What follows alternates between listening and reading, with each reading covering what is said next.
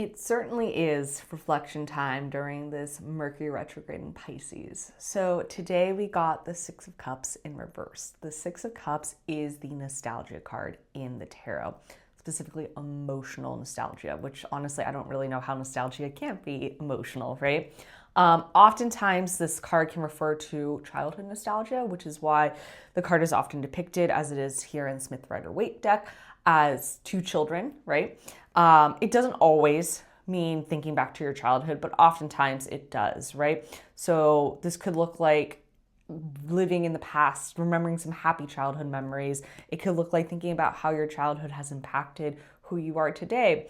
That makes a lot of sense for this Mercury retrograde in Pisces, because Pisces is an incredibly spiritual sign. It, in the zodiacal wheel, rules the 12th house, which is the final house in astrology. If we think about it as a life cycle, it's the final house before one passes, right?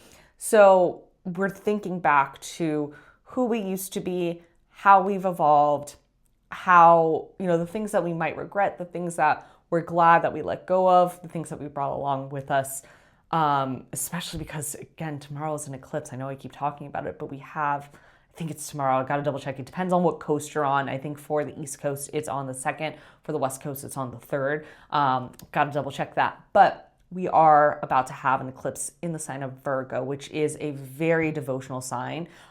It's also the opposite sign of Pisces. So really a lot of reflection going on, especially on a spiritual level, I would say. And also how we communicate, right? Like how, Mercury is all about communication, and it doesn't exactly like to be in the sign of Pisces. Pisces is it's not linear, it's very liminal. So thinking about how we communicate now versus how we communicated as children or just in our past in general. So what I like to say about this card is it's okay to visit the past, just don't live there, right? And also reflect on the lessons that you've learned.